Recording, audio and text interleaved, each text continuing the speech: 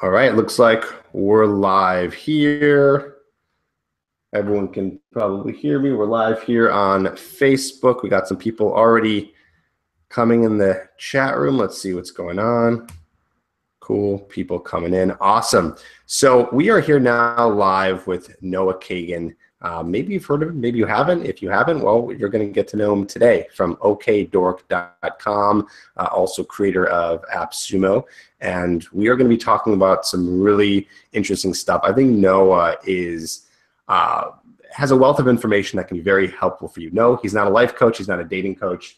I know that usually my interviews sort of doing something with some sort of coach in that area, but he does have a lot of cool information about how to build a business. He was once employed by Facebook. He's got a lot of cool stuff going on, a lot of things to say about social media and things that can help you out. So you got to remember, when it comes to attracting girls, it's more about the inner qualities, meaning your personality and your behavior. So it's a lot about that, which I focus on the channel, but there is another part of attracting women, which has to do with the outer qualities, right? Things like your looks, your health, your money. While those things aren't as important, it's still good to work on those things because it allows you a better life and access to different opportunities. So I always still want to focus on everything we can in terms of becoming a more attractive person. And that's why we have Noah here today. So Noah, what's up, man? Thanks for being here. Trip advice. What's up, brother? What is up? So you're in Austin, Texas right now. Yes. And you're in your little studio. I've seen you record videos in that studio before. It looks very nice. And I think the guys who don't know about you should learn about you. So why don't you kind of give your own little background, your little bio, like who are you? What are you all about? What are you up to right now? And what's going on? Dude, awesome. And I'm looking at the live chat, so it's so cool to see all these people talking in real time about it. The background, I live in Austin, Texas. That's in America. It's in the South. I help run some tech companies. I started appsumo.com and sumo.com. Basically, I just love helping the small guy. Like I love helping small businesses grow. It's kind of what I've always been about. I have a girlfriend. And then, who's amazing, by the way. She's incredible. The best. She's the best if she's watching. My girlfriend is incredible too if my girlfriend's watching. We both love our girlfriends. We do. We have the same girlfriend, by the way. No, joking. So, and then, I guess I've done a good amount of experiments. I love marketing, a lot of different kind of activities. So it would be fun to talk today and also chat with some of your people in your audience. Cool. Awesome. I love it. So for people who are here right now, say hello. Also,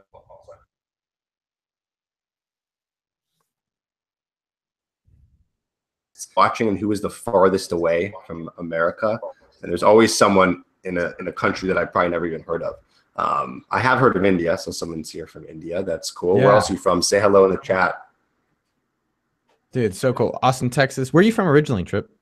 I am originally from Chicago, born and raised, and then moved to Los Angeles about 10 years ago. Went back to Chicago for a little bit. Now I'm back in Los Angeles. I'm going to be doing some traveling coming up here soon and going to Southeast Asia for a few months and maybe some other places, depending how long it lasts. I got to ask you, in your dating life, like how much different does geography matter? So like LA dating versus Chicago dating? Because I have a friend. The reason I asked that is one of my good friends, who I'll say his name, David Cadavy. He's a pretty known dude. I really love him.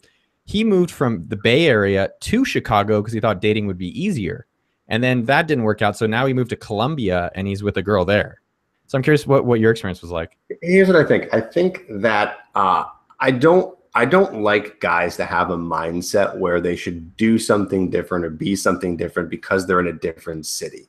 So, some people are in New York or LA and they're like, oh, well, girls here are like this and girls are like this. And so they think in their mind they have to do something different or treat them differently because girls in New York are more independent and girls in LA, well, they're more superficial. Like all these generalizations that people have. It's like, I don't want to, yes, I guess technically it could be harder in some cities, but I think guys should be treating dating the exact same way and meeting women the same exact way, no matter where they are, So yeah, I guess technically it can be different. Some people say that, I don't know, smaller towns have nicer girls or girls from the South are really nice. And I don't know, I've heard it all, but I just I want guys to not have to think about, be geography dependent on how they're going to attract girls. I don't know. What do you think? What have you found?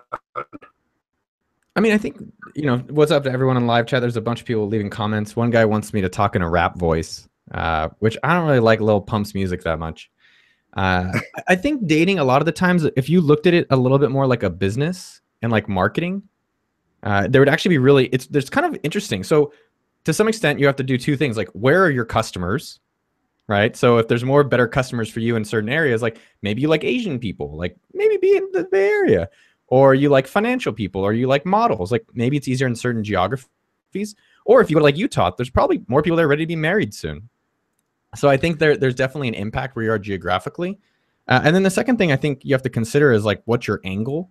Not that you have to have this like game, but I do think you kind of have to think about what's my differentiation, or who am I and what am I attracting?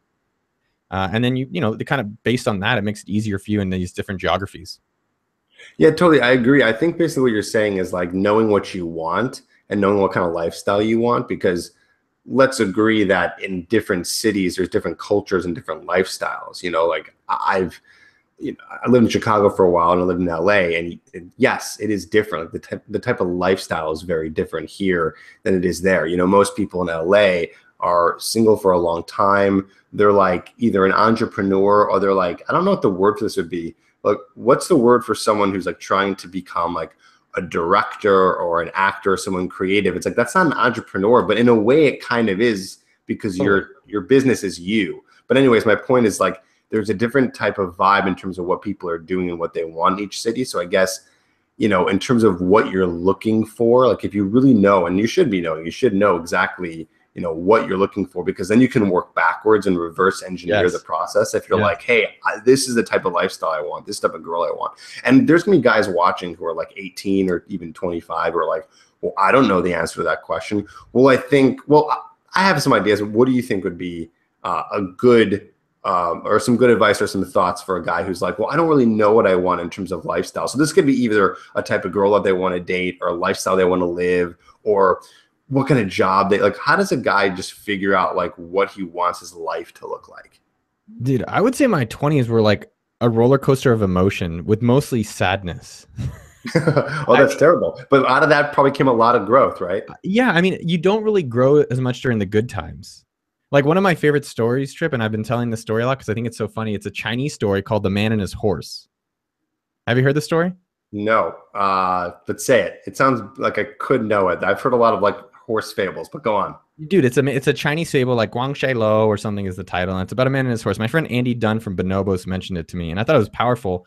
And what he talks about is that there's a man and his horse in this village, and all the other people in the village go out to war because their horses are healthy and his is sick. And he goes to his father. He says, "Father, it's a curse. Everyone hates me because I didn't go to war, and I'm cursed." And the father goes, "It's a cursed, but maybe it's a blessing."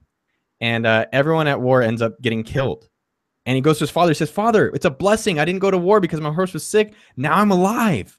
And it's so great." And the father says, "It's a blessing, but maybe it's a curse." And so because he's the only man in town, then bandits come in to rob the town. And because he's the only dude left, they then shank him. They shank him right in the neck.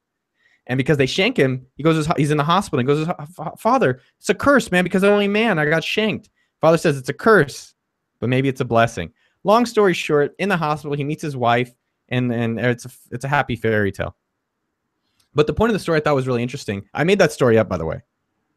You did? I just made it up on the spot. Yeah, it's just made up. You just made it up right now. Yeah, right now. But the point of the story is that, like, in all things that are negative, there's generally going to be some positive that you can get out of it. So for me this week, like as an experiment, I'm doing a complaint-free week. Like all these people in the chat, a lot of them are like, "I don't have a girlfriend. No one wants to have sex with me. My hand is cheating on me with my other hand." There's a lot of that stuff. But I think when you stop complaining and you actually just say, like, do a no complain week and just start looking for solutions and start saying, like, all right, well, when things are going well, what can I do about it? What can I actually make a change to make things better? And I think with that mentality, more people will get the things they want. Yeah, I like that. Yeah, I think, I'm 32 at this point. So I think I've learned that when there's things going on in your life that you're not so happy about, we all have our down moments. You said in your 20s, there's a lot of sad moments.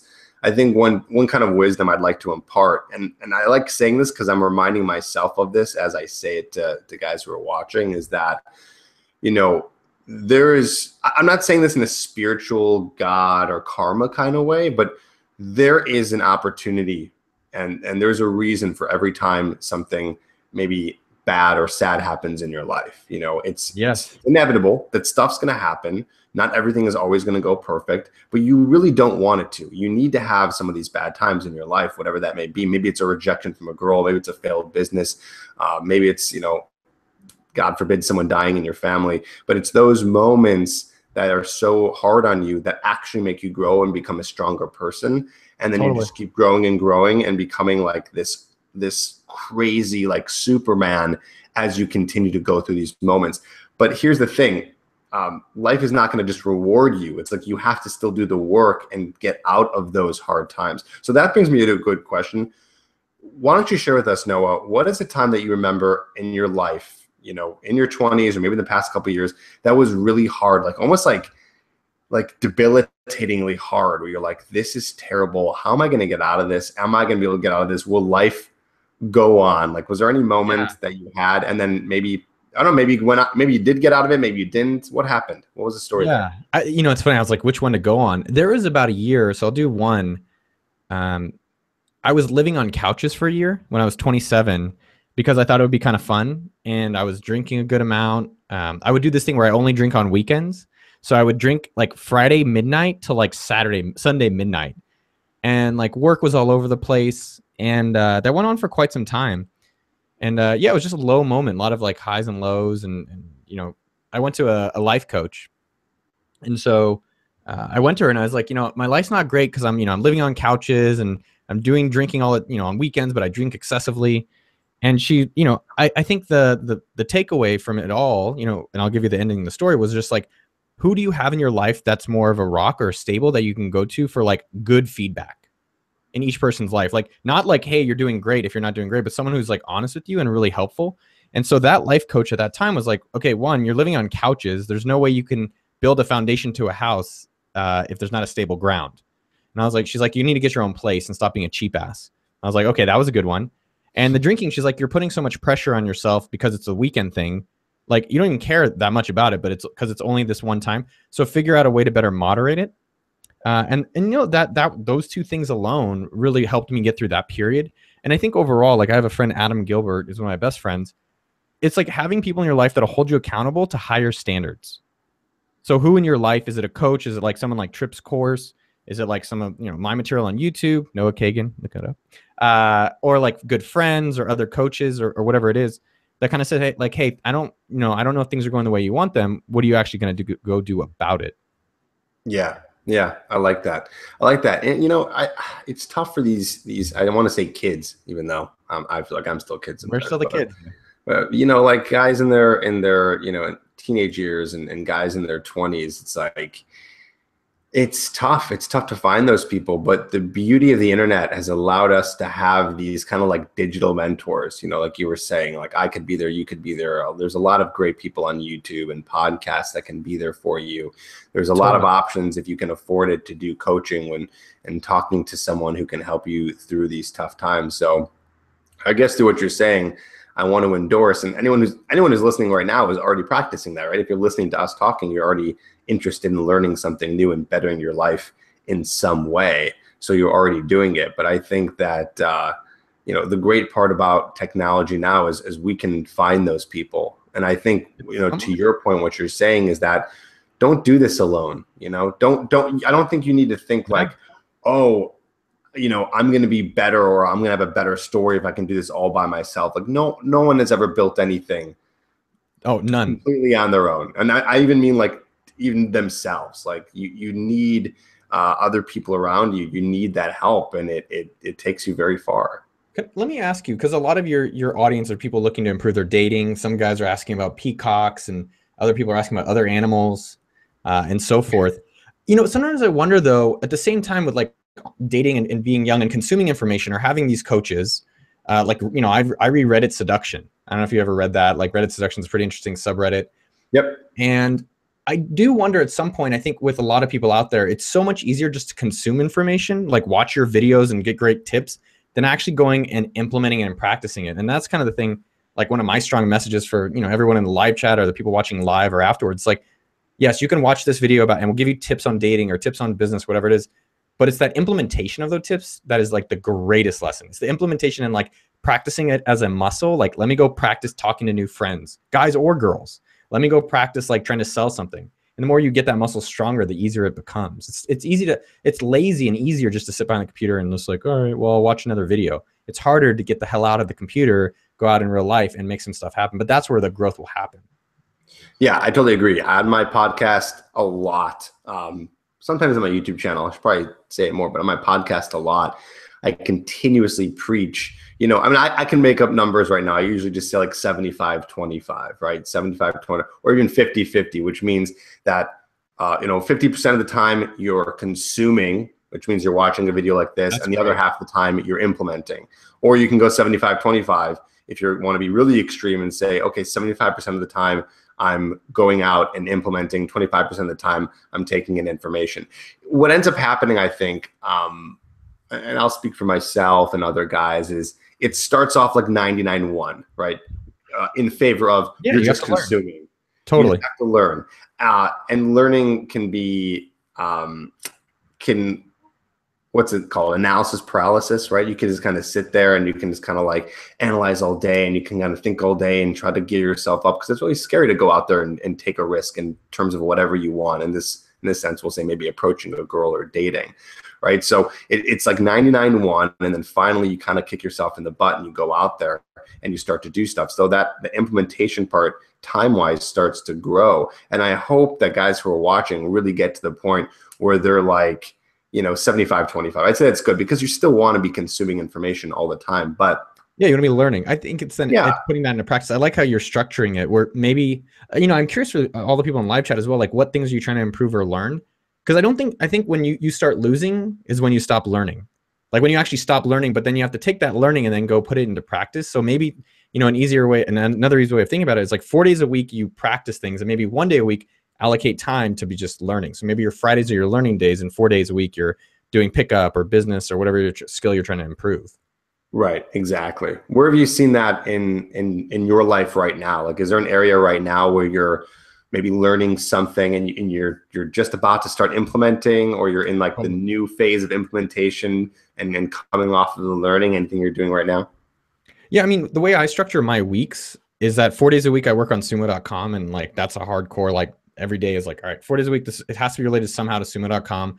And then my Fridays are really a lot more flexible in terms of experimentation. So I'll do like OK Dork or like Noah Kagan YouTube channel, and I'll experiment with that stuff in my podcast.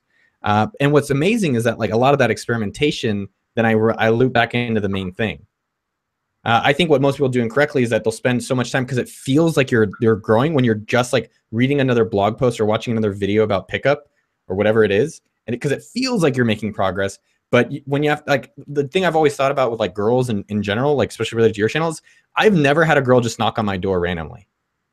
I've like been waiting for some girl to be like, hey, what's up? I'm your wife. I'm like, oh my God, it happened. That's crazy. No, it never happens. So you have to, you know, learn skills and then get the hell out of the door to go make the results that you want. Right, exactly. You know, it's funny because I'd say right now in this time of my life, I'm actually doing a lot less consuming, and I'm actually upset about that. Like, I'm not saying that as like I'm the person who's taking so like there's so much to do. I'm creating podcasts and YouTube channels, doing live videos, that I'm not consuming enough, and I need to like actually balance it out, and I need to get into, you know, reading more books, consuming more YouTube videos. Like, I need to go more into consumption route, because what ends up happening in terms of what I'm doing in my business is like, if I consume more, that is ultimately going to help when I'm producing content, so I can have new ideas or things to, you know, take from and kind of apply here to teach guys who are watching more about dating. So not even just reading, it's not about reading books about dating, but reading books about anything. Like this new book that I have been reading, 6 Pillars of Self-Esteem. I did like a whole kind of course on it, and so that's helped. What was that? How is it?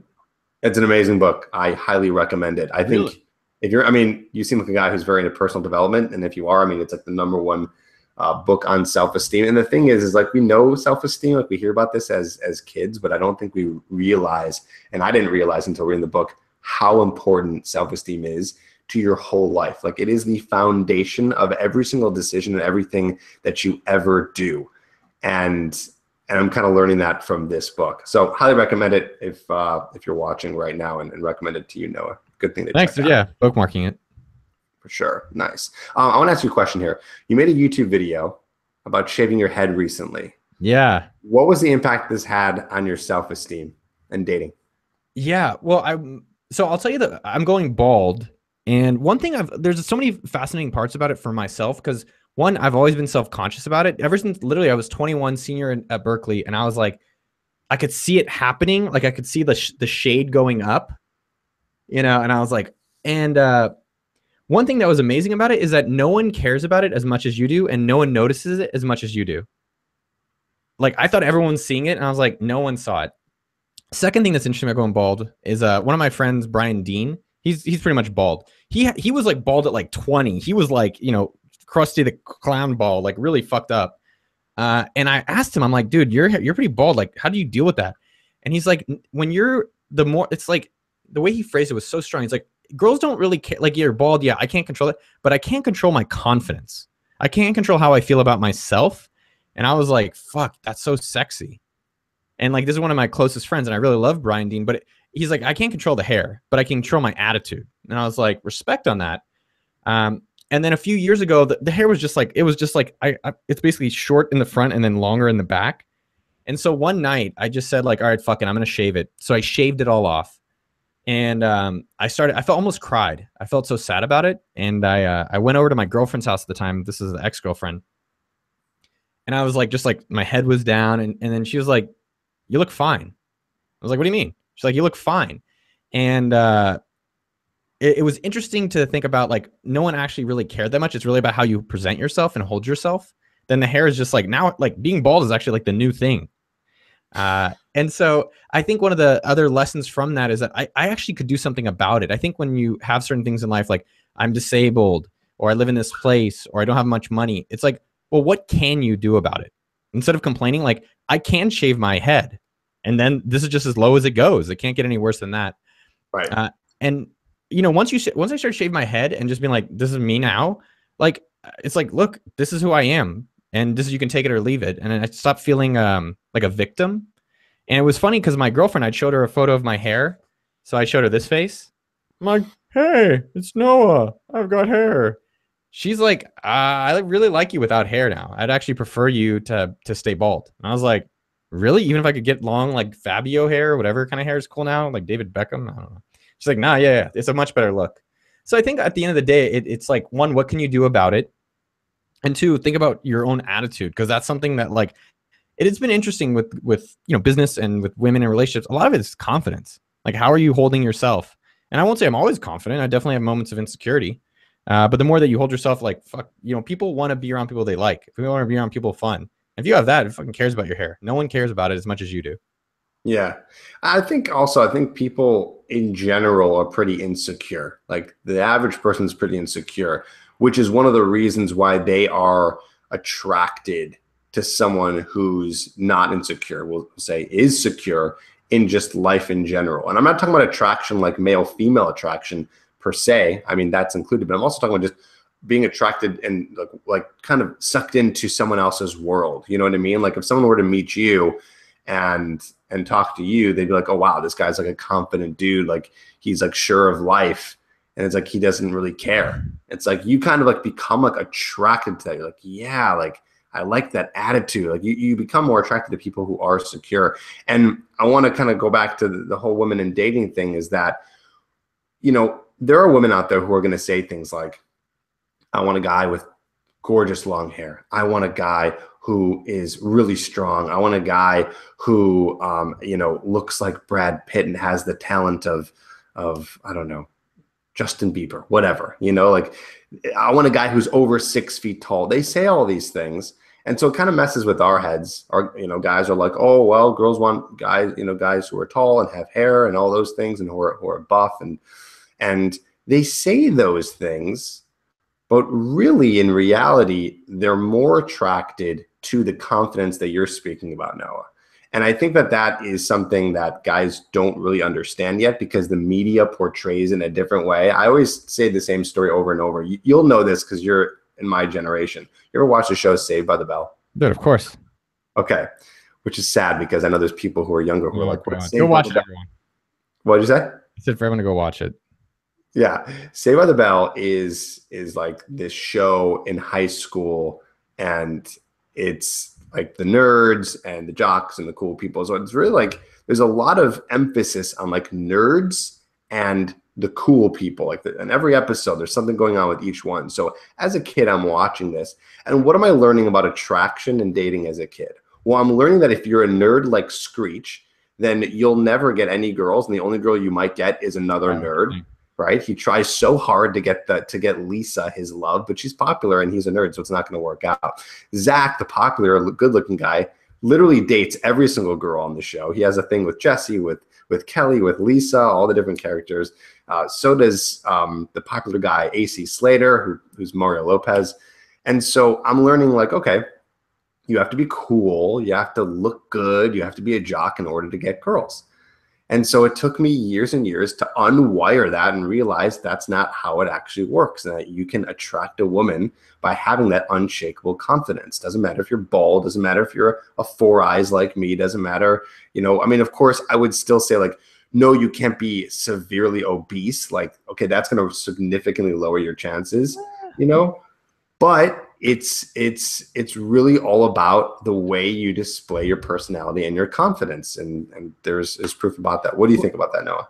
Well, I think there's two parts of it. I think one, it's how much do you like a few things. One, it's conviction. So if you go out and you have conviction. Two, it's like how much do you like yourself? Like I think it's like I think confidence comes like, hey, am I liking the people I'm with? Am I liking the things I'm doing? Am I liking the things I want to be doing? Yes. So go do more that you like. Do things that you can control. You can control what you wear. You can control how you talk. You can control your like hygiene. And the last thing I would say is that as much as I think guys are insecure about times, the girls are insecure too. I was talking with my girlfriend and her friend, and one of them was like, yeah, I hope I get laid this weekend. And I'm like, what did you say? She's like, yeah, I can't, I hope the guy, I want to get laid. I'm like, you're the girl. Be respectful and appropriate. It's like, I think guys, we're like building so much up in our own heads that we kind of forget that the women are humans too. And ultimately, like everyone generally wants the same thing.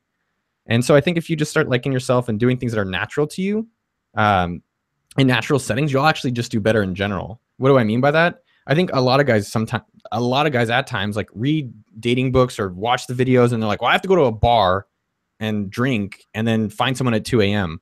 When maybe just go find them in your natural setting. Maybe it's at a dance thing like you like salsa or mountain biking or reading, and find people in things that you're more like you have a home field advantage in. And I think that'll be easier for a lot of people to win. So those few of the thoughts, because I think confidence is hard. I think I'm not sure fake it till you make it, but like going to a bar and just like going up to women, I think it's good in the sense of it practices just communicating with people. But I think people should figure out how to do that in a way that's also natural for them. Yeah. And so you're saying it's best to maybe already find something you like doing and then being able to communicate, socialize with the girls who are in kind of that arena. I always say to guys, like, go to meetup.com, find a cool couple meetups that there's going to be guys and girls there, and go. And then how easy is it going to be to meet someone in that atmosphere than just going cold to a bar or club, which I still recommend guys do. But if you want it to be like a warmer approach, so to speak, I mean, you can easily start a conversation with someone, based off of something that you already enjoy doing. Yeah. It's interesting if you think about historically, like how dating has evolved, right? Like before you would be in a town and there's like 4 women to choose from or like 2 goats. And you're like, well, I guess I'll take this one. And there wasn't as many options. And now, there's all these apps and there's so many different options to meet people. And so I think you got to figure out, like, for me, I met my girl because I told a lot of my guy friends, like, hey, if you know any girls that are great, just introduce me. And so a friend did, and that's how we started dating. So I think it's figuring out how to win at your own game instead of just going and doing what everyone else is doing. And that's probably a way of dress the way you like to dress, do the hygiene you like, do the work you like, and then go find a girl kind of in the environment you like. I would recommend. Right. Cool. I like that.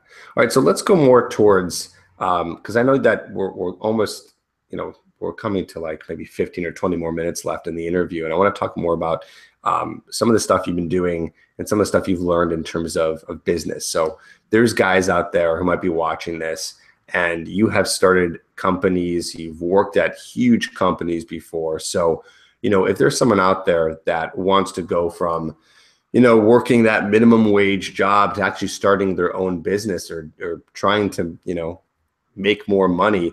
Yeah. I know this is a big question. This is the what you Totally. call how do you cure cancer question, but where would someone start? Because that is the question guys are asking. They're like, how do I make more money? How do I start a business? Everyone's doing this cool thing where they like start these businesses and do online businesses or Totally. start an app or whatever. And you have a lot of experience with that. Maybe you got some cool stuff to share. Yeah, I can tell you exactly what to do. Like, if you guys have, so I think I'll tell you exactly what to do. So let's say you work at you have a shit job, you have to go there, you don't like it. Most people think that the job will change their life, and for the most part, or a certain amount of money will change life. It won't. Like I've got a good amount of money, but like I still have bad days. It doesn't take that away. So I think what more people need to do is figure out how much money do you actually need to live the lifestyle you want. Because sometimes running your own company, Trip, I was telling you, by noon today, I've already dealt with like 4 fires, like shitty fires. I'm like, that's just noon. I haven't even gone to the afternoon yet. And I'm not complaining about it. I'm just telling you what it's like when oh yeah, start your own business. It's not always great. What you really have to figure out is how much do I need and what type of environment of work I can do to get there. Okay. So that's how I would start it for everyone out there. Number 2 is that pick anything and do it for at least a year hardcore. So here's what most people do if they're trying to make 10,000 a month or whatever amount a month they want. Like all the guys in the chat or worlds out there that are watching this later. They're like, I want to make $5,000 bucks. I'm going to build some software. They build software or they try to do some sales. And then after a month, they don't have much money. And they're like, well, I'm giving up now. Let me blame someone else. Noah's advice sucked. I hate that guy. So the alternative is like, let's just do it in actuality. If I was trying to make a shit ton of money, here's what I would do. I would go take my car and drive Uber literally 24/7 in whatever is like the most popular area. Like if it's LA is where there's more money to be made, I would drive from Austin to LA. And for like literally probably 6 months, I would just do Uber all day. And at night, I would start helping someone for free who is at a place that I want to go. What does that mean? So let's say I wanted to be like you. I'd say, hey, if I wanted to be like you, I would email you once a month. Like, hey, Trip, I know you're working on your podcast. Here's 3 things I can do. Write blog posts. I can promote it this way. And I would keep wanting to connect with people who've already gone to the promised land. So part 1, find some type of work. It could be valet. It could be Uber. The more that it's around people who have money, the better. But you've got to do it hardcore. What most people aren't willing to do is suffer. They're like doing their 8 to 5 and they're like, I don't know, I'm not rich. I'm like, well, what time did you get up? Did you drink this weekend? Did you go out Friday night? Yeah. It's like, all right, that's why you're at where you're at. Like, I can't tell you how many times it's 4 a.m. I'm on vacation and I'm on my phone because there's some issue with business. That's probably why some of the things have worked out for me. Not the only reason, but so number 1, suffer a lot for at least a year. No, that's it. You want to make a lot of money, go suffer for 1 year, put in the work. Don't make videos about it. Go put in the work and then go find someone and do whatever it takes to help them that's in the place you want to be. And you do those 2 things, you'll get 10,000 or however much thousands a month you want. I like that. That's a very practical way of doing it. I like what you're saying about the reality of suffering and that people have to understand that is going to happen. And I always say it too, related to dating advice, is like, with dating, you're going to get rejections. So that's like part of the suffering there. It's like, but I'm not saying that. I don't think you're saying that to stop people from doing what they want. It's just by letting them know, hey, you're going to go through that, but it's okay. Just know that if that's happening, that's part of it. Like I see optimism in the idea of suffering through the first part of getting out of your comfort zone and doing something that's really hard. It's like, just make it like the story. Like think about, and that's another way I look at it too, is like craft your story. So 5 years from now, you can say, you know what I did when I was 25 years old? I started driving for Uber and I was doing it for 12 hours a day. My back was hurting. I was eating terrible, but I needed to do anything I could to just get as much money so I could just live and have more freedom to create the thing that I wanted. And then at night I would go and I would email and help this person for free. It's like, that's a cool story. My story is, I remember when I was first starting TripAdvice, is I was completely broke. I was on unemployment. That was the only thing that was saving me. It was actually kind of lucky. I was on unemployment. Wow. And I was getting paid the just my bills, which actually was still pretty lucky to this day. It's like I was just getting enough to get rent and utilities and the bare amount of like Trader Joe's cheap groceries that I cooked for myself every single night to make sure I couldn't spend any money otherwise.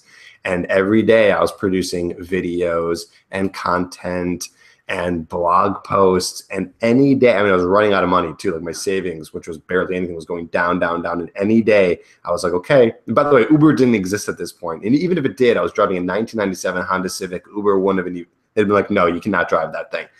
So I would have been screwed either way. And I was like, okay, any day I'm going to have to deliver pizzas. But I was okay with that because my mission was to create this thing that I really believed in and really wanted.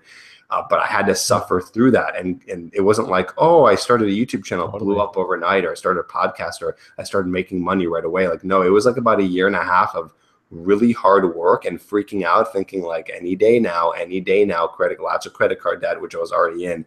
But then finally, after it going down, down, and down, and down, finally, after all the hard work, it started to work. But it wasn't also like, one day it worked and all this money came in and I'm rich and I'm, no, it was like just a little bit. So everything was like this building block. One thing that you said that I just want to highlight, I think it's so important for your listeners, is that number one, find something that you're probably interested in working in every day. So you found that you like doing these videos. And I think that's really compelling. Like I could stick doing video stuff or whatever it is for a long time. Secondly, when I quit my job to start AppSumo, literally, I was making $100,000 a year. When I started AppSumo, the first year I made $14,000. The second year I made $28,000. Now, now I'm making a lot more than that, but it's not going to happen right away. And I think that type of knowing that is a great thing for people. And the one thing I would say is that I have noticed a mentality where even though it's not Uber, like go to Fiverr.com and do work. And what I'm noticing is that a lot of people are like, oh, it's only $5. It's going to take so long to get rich. I'm like, exactly. But $5 is a lot more than $0. So. Yeah, exactly. I mean, the Jewish math is strong with us. The point being, I think though it's really the mentality. Because like I don't know if you've noticed this, but have you ever met people? And this is interesting for everyone to think about. Like if you think of someone, like who have you met that you're like that person's just going to succeed? Like I'm sure you could. Like who's someone you think of? I think the first thing that comes to mind is like a couple of people that emailed me like a couple years ago that were doing the exact thing that you said to do. They were like, hey, Trip, like I see like your YouTube channel and like, is there anything I can do to help you? Look, I'm trying to learn this stuff. And the way they just formed the email, I was like, this person's got it. Because I've also seen other people who would email me trying to get some like help or trying to learn. And like, it wasn't exactly like, it didn't seem like someone was really hustling. And I never heard from them again or saw them or do anything. But then there's these people out there that I was like, okay, this kid's just starting off and he's trying to be a dating coach. And I just know he's going to succeed. And I was right. I was right both times with these two guys who ended up killing it because I could just like feel their just amount of energy they wanted to put into this. And they're like, they wanted it so bad just in the way that they were crafting the email to me. I mean, maybe one thing I think that's really interesting for everyone to think about. And one part of that, it's potentially if like people, I can see people listening to this, they're like, yeah, I'm getting fired up. Fuck yeah, man. I'm gonna go do things. And then like the show ends and then they, like their mom is yelling at them or the bill is there or the new Netflix show is out. I think one easy way is like, I like simple rules. Simple rules like serve me so well is just because like I can be dumb and I'm like, oh, I just follow the rule. Maybe for each person out there, it's like whatever you want. If it's a fitness thing, if it's a dating thing, if it's a business thing, like commit 30 minutes a day to moving forward in it, whatever it is. But every minute, every day for 30 minutes, no matter what, do something towards it. And I was thinking about a girl, Andrea, who's running an online business called This Dog's Life. And every day she has to contact 3 people to sell her dog toothpaste. And every day she has to email me. And that's it. I'm like, I don't care what else you do all day. You can stay at home. You can eat bonbons. I don't know, whatever women do. Like she probably does a lot of other cool shit than me. And just contact 3 people to sell your product every day. And, that simple rule is working well for her. And so I think more people can get benefit out of simple rules or, commitments daily to your goal. Yeah, totally. I mean, so when I first started TripAdvice, it was a coaching practice. So I was focused on selling coaching. I had a sales coach who basically said in a different way what you're saying. He's like, just get on the phone and get in front of anyone you can and just try to get them interested in coaching. It was like, just do, whatever you need to do to get in front of people, whatever you need to do today, whether it's going out, meeting people, networking, commenting on your YouTube channel from someone who liked it, to get on the phone with them, like anything you could do. And I like that. I mean, it sounds more like, like that hustle mentality, but I like how you kind of simplified it. It's like, just, get on the phone with these amount of people, do these couple things, whatever it is. 30 minutes a day, anything you can do. I love that. You know what's funny? It was like, it's so interesting. People, I think people want to make things really complicated. And they want to over like, oh, it's like, oh man, I'd love to be a dating coach, or I'd love to have a software business. I'd love to like be, this restaurant. And I'm like, well, have you gone and helped anyone with their dating? Have you actually, like, you want to help people grow their email list? Have you gone and helped one person do it? And I think we kind of skirt around. But if you just actually went for the core and you actually went and did the thing you talked about doing, like helping people one-on-one with dating, one by one with their email list, one by one with like their health, that's all it is. And then you keep adding one by one, you generally build something, substantial over a longer period of time. What do you think is something that you did in reference to that? I mean, even with health, right? I think sometimes what happens is we get, my mom, I always joke she does the watermelon diet, where she'll eat watermelon for a week. And I'm like, Mom, stop eating watermelon. And she's like, no, it's my diet. And the next week she's like, I ate a pizza. I'm so naughty. And I think with like my health, for instance, when I started it 5 years ago, getting more into health, it was just like, all right, I'm only going to work on breakfast. And that's all I did for a year. I just made a good breakfast. Then year 2, I was like, oh, I'm going to try running 3 times a week. Then the year after that, it was like, I'm just going to go to the gym 3 times a week. And then it got more sophisticated, but it was like creating something where you're building up like a fire, instead of, I think, trying to swallow the whole pizza in one bite. It's a lot harder to do. And the same with business. I think we want to make millions of dollars instantly. And I think the universe reminds me, like today we sent out this email and it like made almost no money. And, I've been doing this 7 years with this company. And I'm just like, oh yeah, there's a reminder. It still takes time. You have to keep learning and you have to keep improving. Yeah, totally. I was going to say, that reminds me of, oh God, I'm losing it. I just had the thing I was going to say. It's coming back. It's coming back. It completely lost. Hold on. What were we just talking about? I just had something very crucial to say and it just left my brain. Wait for it. It's gone. That's it. Trip It'll come. You're going to be on the toilet and be like, ah, shit, there it was. That was it. Well, anyways, no, I do believe that's good advice. Oh God, it was right there. Now it's gone. Okay. Well, whatever. Oh, got it. Okay. Whew, took a minute. I was nervous. Okay. So that reminds me, have you ever heard of the 1 push-up method? No, tell me. Okay. So what we're saying right now is like, okay, do something 30 minutes per day. Hey, just 30 minutes per day. And it's actually kind of crazy how 30 minutes per day is technically not a lot, but it still is. And I'll say this from experience. Like I've tried to start habits where it's like, oh, it's only 30 minutes per day. Meditation, 5 minutes per day. But for some reason, you don't end up getting yourself to do it. The hardest part is starting. So I want to give a tip to help people, be able to start that thing that they want to do. It's only so much to say, okay, I'm going to do this one thing 30 minutes per day, but how do you even get started to do that? Because even 30 minutes can be overwhelming. So I remember reading, not reading, it was an audiobook about habits. Wish I remembered what it was. This was maybe like 4 years ago, but I took one thing away from it, and he talks about the 1 push-up method. And the 1 push-up method is, he's talking about working out as an example of a habit you want to build. It's very difficult to, to get to the point where you're like 3 times a week, 4 times a week working out, even though working out is only could be 30 minutes long. Like what's so hard about that? But for whatever reason, we have a hard time getting started, all because of motivation and things like that. So he says, instead of thinking in terms of even big chunks, think of the smallest thing you could do. So what's the smallest thing you could do with working out? Well, just get down on the floor and do 1 push-up. Easy to do, right? I mean, we can't get any easier than that. If you can't do that, then something else is going on. But easiest thing you could do is just 1 push-up. Everyone can do 1 push-up. Even if it's a failed push-up, everyone can get on the floor where they are and just try and do it. Okay?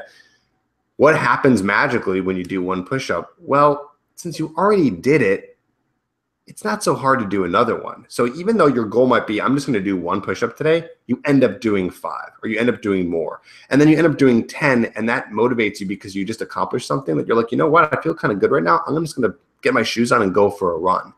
And it just kind of builds and builds, and you get this kind of snowball effect of motivation and momentum.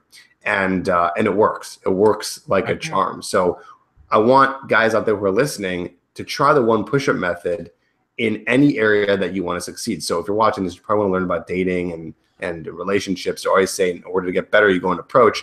Well, instead of going out and saying, like, oh, I need to go and get a girl's number, and I need to get a girlfriend today, why don't you just go out and just talk to 1 stranger? It doesn't even have to be a girl. It can be a guy. It can be, make it as easy as possible for yourself.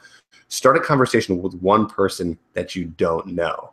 And that's the 1 push-up method. There, just to give some more examples, I think that's a great thing. Do you mind if I add some examples? Please go. Yeah, whatever you got. So I think one thing I want to highlight that's so smart about what you said, this is where we circle jerk each other, by the way, is that 1 push-up over a year is 365. And so I think that's something that I've been doing. Like, for example, I'm learning Hebrew. So I take an hour of class twice a week. And at the end of the year, though, it's like almost 1,000 hours, 720 that I'm doing, but it's only 2 hours a week, which is not that much each week, but it adds up. Another thing that I've done, and I encourage people to do, is that, like, when in relationships, and a lot of it is just getting comfortable being uncomfortable. So I like doing like a high five challenge. So for a week, each day, go out and try to just get 1 high five. And it's kind of a fun thing because most people are pretty happy to high five strangers. And I think that's kind of a fun one that I've liked to do. If I'm ever feeling like lonely or want to connect with other people, is just try to go get a high five. It's like a small 1 push-up challenge. I like that. Okay. And so what Noah just did is he took my example and he made it even more simple. So I love what you did there, because my example was go out and talk to someone who's a stranger. Even that can be a lot, right? Just to go and start the conversation. And you're just saying, let's take like 20% of that, where you don't have to say a word. Just go up to someone and give them a high five, right? So I like how you even minimized it and made it even easier for someone to do. So that's a good example. Yeah, I mean, I think what you're saying, which is great for a lot of people, is that it's easy to watch the stream or stay at the computer, but just go push yourself to do 1 tiny little thing, and then that kind of thing is where it builds up. I think, even related to my stuff with business, is that no large company today started large. Like, every single company you think of, Google, Amazon, Facebook, Microsoft, Dell, started with like 1 or 2 guys dropping out of school or finishing school and just doing a hobby that they kept doing and building and building and building until now they're, some of the largest companies in the world. Same with Apple, largest company in the world, 2 guys in a garage in Cupertino, where I'm from. Very nice. Yeah, I remember using Google in 1997 when I was in 7th grade. I remember my friend, who I'm still friends with today, we were on webcrawler.com or Alta Vista, just using it as a search engine. And he's like, no, man, you should use Google. Like, Google's really good. Oh, really? Like, the first time I heard Google, I'm like, okay, like whatever. And they were just a search engine, which is still pretty big for the time to be a search engine. But now they're obviously way more than just a search engine. They're everything. They are the internet, But yeah, I mean, that's true. Everything starts very small. Nothing happens overnight in literally anything you're doing. Let's do this. Let's hear a failure story from you, because Noah, you're very successful. You started some big businesses. What's something that you started and it didn't go anywhere? I think it's nice to hear that from people who are doing some cool stuff, because it gives us some motivation, that you're still human like everyone else.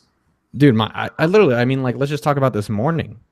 Failure is going to happen to every single person listening. And if it doesn't, like, I don't believe you, or you're not trying hard enough. And, this morning we sent out an email to the AppSumo mailing list, and it was literally almost a revolt about that we were mentioning sumo.com to our own customers. And so it's understanding, like, what did we do wrong there? And I think this is the main thing. It's like, you're going to always have mistakes and failure. We've done mistakes with AppSumo where we emailed out a deal that the day Steve Jobs died using Steve Jobs. We did this, someone wrote, and I'll take responsibility, a joke poorly about Michael J. Fox. So I think the thing is that mistakes are always going to happen. It's almost like impossible, like not to get into a car accident or not to get some parking ticket or some shit like that. I think the bigger thing is, like, what did you learn? And then how can you improve for the future? That's really it at the end of the day. Like, mistakes, like, I got fired by Facebook, lost a bunch of money. Like, lots of things have happened over my life. It's happening, I'm sure, with you as well, Trip, and everybody else. And with that reality, it's like, what did you learn, and how do you make sure you can improve for the next time? And I think that's really the bigger thing that people need to be taken away. Right. Yeah. The thing that's tough about that part, which I think is like crucial for guys to learn, it's a skill in itself, is to how to like move their ego aside and how to move past the emotional aspect, because we get attached to getting rejected from a girl, making a mistake. We take a hit personally. And so I'm always trying to teach guys that, instead of trying to take that emotional hit and only focus on you being this like terrible person because you made this mistake, is doing exactly what you said, Noah, is like looking at something and saying, okay, like analytically, like, okay, I did something that was a mistake or it didn't go the way I wanted to go. What can I do better next time? And just learning from the mistake as fast as you can and looking at more subjectively than attaching it to who you are as a person. And I think, kind of what we've been saying here the whole time is like, you're going to make mistakes. So because you made a mistake, because you've got rejected, because you failed, that doesn't mean that you're a shitty person, because this is just part of it and you can never run away from it. So you're like, okay, you just got to remember the mindset is, oh, it's part of the process. The mistakes are part of the process. The rejections are part of the process. The failures, the ups and downs. There's days that you're going to be so high off of life and like everything is working. And then the next day you're going to be like, everything's not working and everything's bad. And you got to remember that the ups and downs are just part of it. And as long as you continue with it and look at it with that analytical eye and say, okay, let me just push my emotions aside for a second, forget about complaining about how I'm like a shitty person, and just focus on what can I do better. And if you can try to focus on that, you start to build. At least that's my theory on it.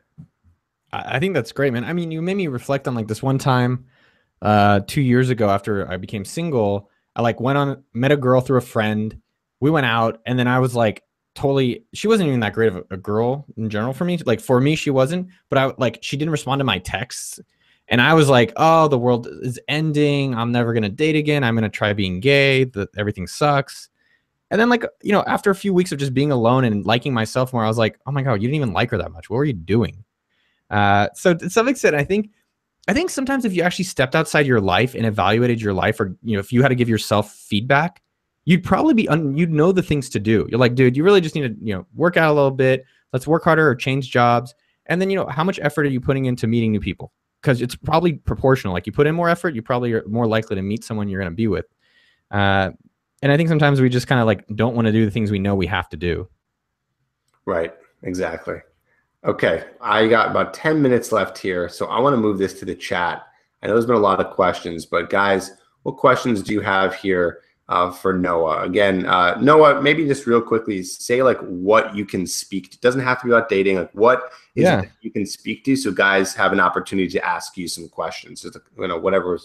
Do you have a name for all your people, like the Trippians, anything like that? Yeah, you know what? No, I don't. I probably should, but every time I try to come up with something, I was like, this is so cheesy. I'm like, I can't do this. Like the Trippers, I don't know. These are just great guys who want to learn cool stuff. That's all I got.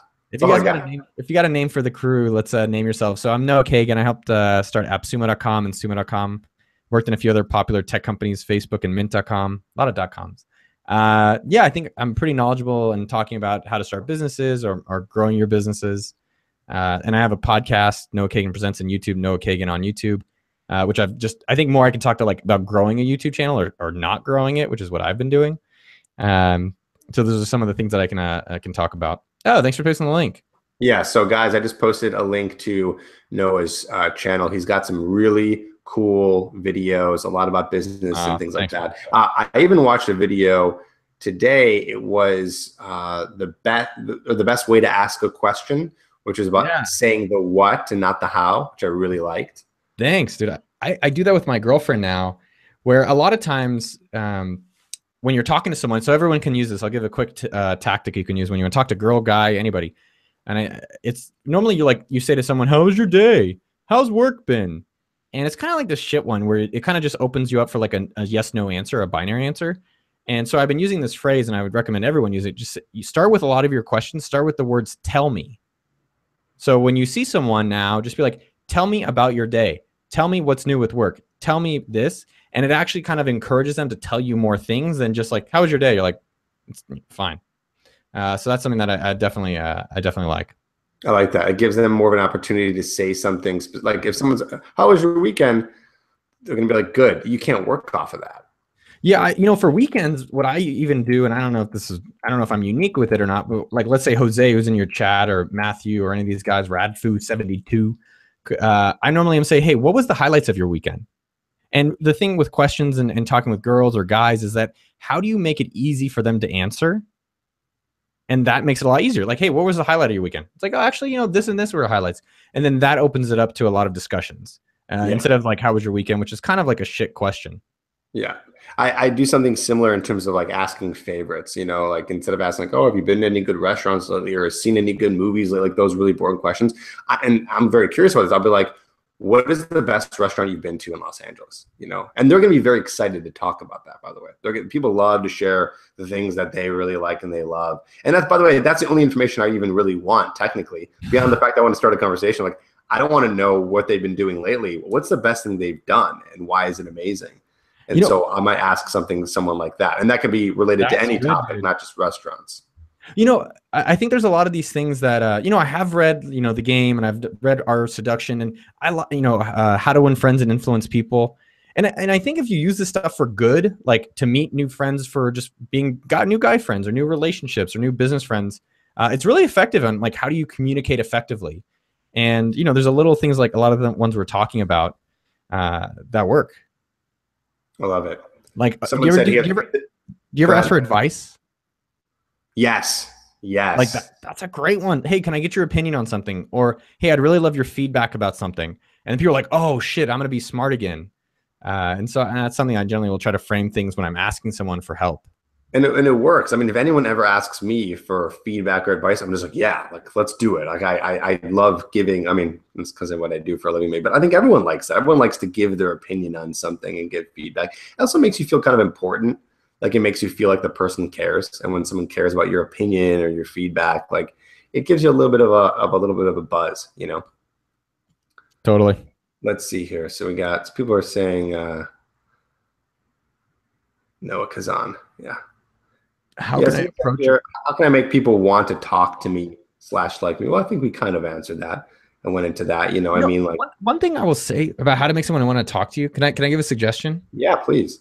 People do peacocking or all that kind of weird shit. It's like, I get it. And, I saw Mystery, I guess that famous dating guy. And I'm like, one, he's 6'6" and he dressed like a freak.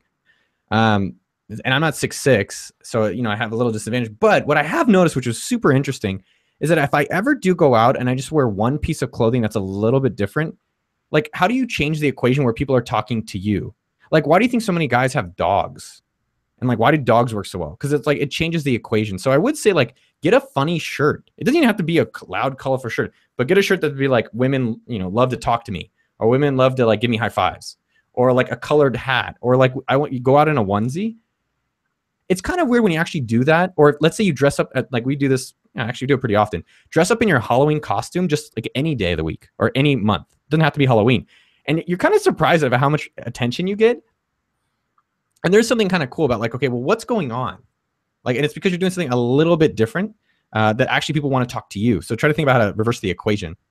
My friend has a cat shirt. It's like this shirt and like there's heads of cats like all over.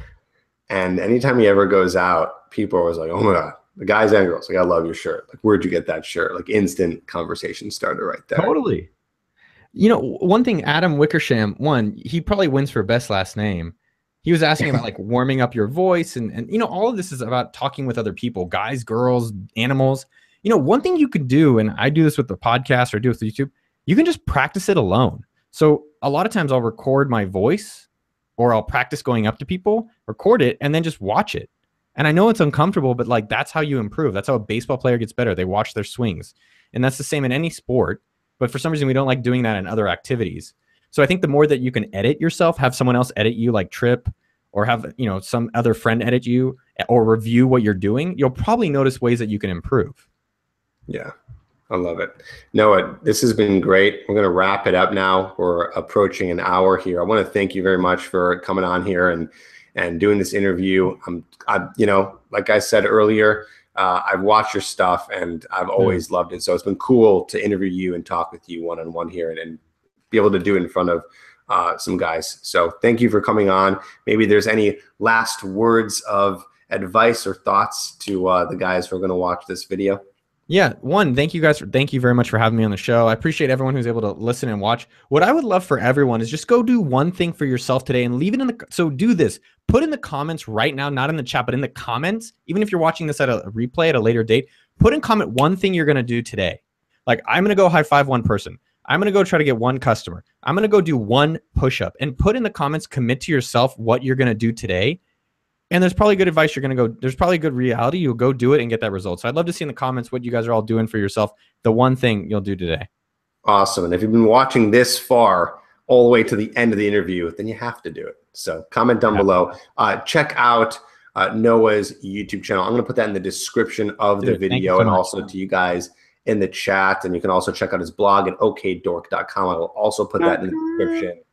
So check it out. And Noah, thanks, man. Appreciate you being here. All right, brother. Keep the hustle strong. All right.